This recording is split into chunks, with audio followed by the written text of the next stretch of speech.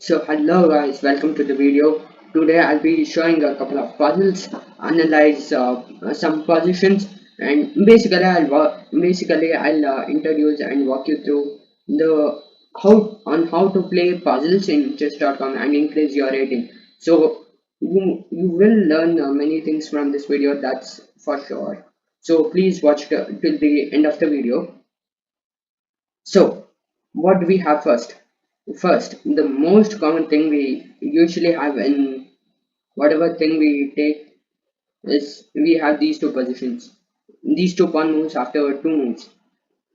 The the general way I've countered everything is by playing this in my games. I don't know about you guys. You might like something like uh, this thing or this thing. Sorry, this thing or something like even scholars meet. No, scholars meet is also possible here. I don't know what you like the most, but I generally play most of my games using this knight. Sorry, this knight. Uh, so here my opponents usually play this move, for which I'll counter them with this move. This basically fights for the center. As you can see, this pawn is fighting for these two squares, while this knight is attacking this pawn and this pawn is guarded. But this knight is also attack. This knight is also fighting for the center. This is all basics. You have all seen this in many thousands of games. Here you could go with the 4 knights defense or whatever. But yeah, some people here play this also. For this, I would like to take this. They cannot take with the queen because knight is protecting the pawn. So they'll have to move the knight. They will usually move the knight here, at which time I'll give a check to them. They'll generally block with the bishop. I won't care. I wouldn't mind. So I'll just attack the knight. So anywhere the knight moves, I'll take the bishop, or anywhere if he takes my bishop, I'll take his knight. So it's basically a trade, and I'm up 1 point of material. So usually my opponents take, sorry, that's that was a mouse slip. Here I take, or if I don't want any this thing taking business or long battles, I'll just go here. After which they might play something like this. I'll play something like this, giving this pawn completely free. As you can see, the evaluation drops drastically. I had advantage for two moves. Anyways, they'll take like this because they are bozos. They don't know anything. As they do this move, I'll keep. Sorry. As they do this, why am I drawing? Right now it can't. So this is the position. Yeah, this is the position. So I like to play this move. As you saw, the I kind of like this. What is that? This triangle. It's the mean. The only escape square is this. If I take with the knight, he has to obviously protect his queen because it's worth more points than the rook. Or if I give a check, then his only move would be here. So you would ruin his right of castling, then you could play various other moves. The point I would like to make is that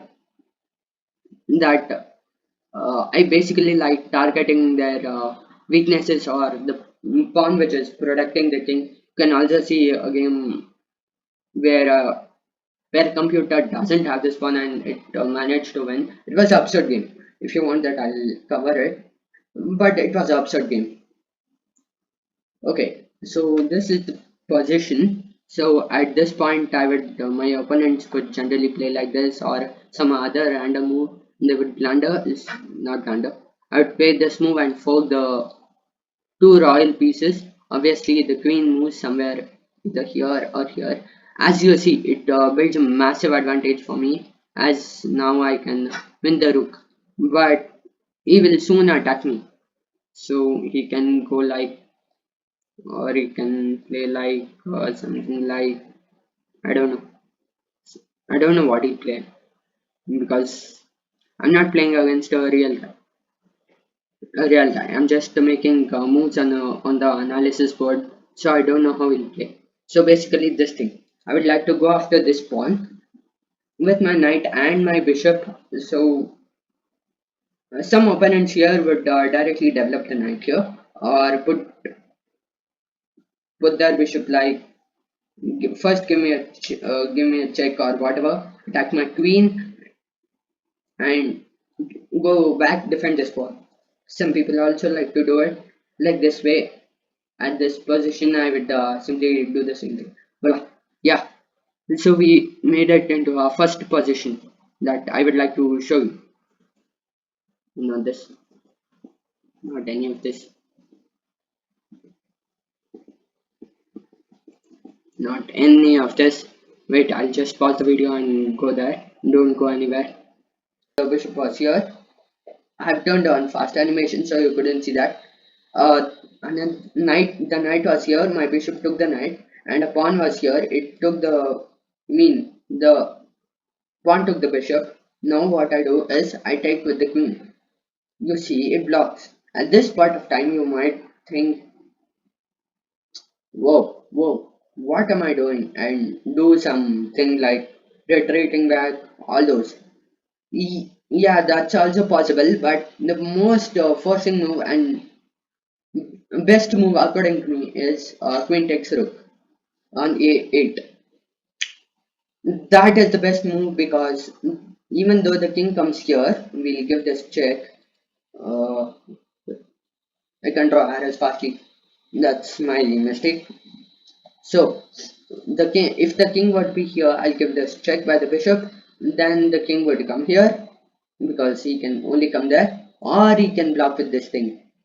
If he blocks with this thing, you just have to play chess. Uh, if he mindlessly comes here, then you have the secret weapon or the most terrifying weapon at this position, rook to d4. Rook to d4. Imagine the king and queen are here. You would just take the queen because the king has to move either here or here. It has no other way to go. So you'll gradually win a couple of moves. So after all this, this brings us to our last puzzle of the day. This puzzle. This puzzle is quite complicated. This position, if you're playing with white, I know most of you would lose. When I screwed up this puzzle, I thought for a long time, but screwed up this puzzle at the end of the day. But if, but if you count the material, it's equal. Anyways, this pawn cannot be saved, so exclude this one. This pawn is dying, so exclude this. The material is equal. It's not equal, sorry. It's not equal because if you take off two pawns from the white side, you will only be remaining with one. One can't stop two, and this is only 3 steps away from queen. This will be 3 steps away, and this is a whole file away, and pawn is blocking it. Sorry, pawn is blocking it, so there is no way for you to win. So I screwed up this position, then I thought for one more minute, then realized what to do. First you got to take this pawn. Once you take this pawn, you anyways can't save this pawn. Leave this pawn for dying. Move it here. If they move here, it's simple. You will capture this anyway because you are in the square and you are so near to the pawn. Imagining you know the rule of the square, I said you this pawn will die. This pawn will die in one more move. You bring your king one step near. That's super obvious, and you take the pawn. He pushes the pawn. You go for the pawn. Go for the pawn. Go for the pawn. This king has no way to access this pawn and protect this pawn. You simply capture the pawn and win. So I hope you understood some things in this video. Yeah, I hope you understood some things in this video, and you also, I think you also learned some lessons. By the way, this pawn is going to queen because this king can't come come to attack this pawn because this king will roam around and he can stop the enemy king from advancing to stop this one. That's all. So hope you enjoyed this video and you learned something from this. If you have learned something from this, please let me know in the comment section down below. I'll be waiting for each one of you, and I'll, as far as possible, I'll also try to reply personally to you and make more crazy videos in the future. So until then, bye. Bye.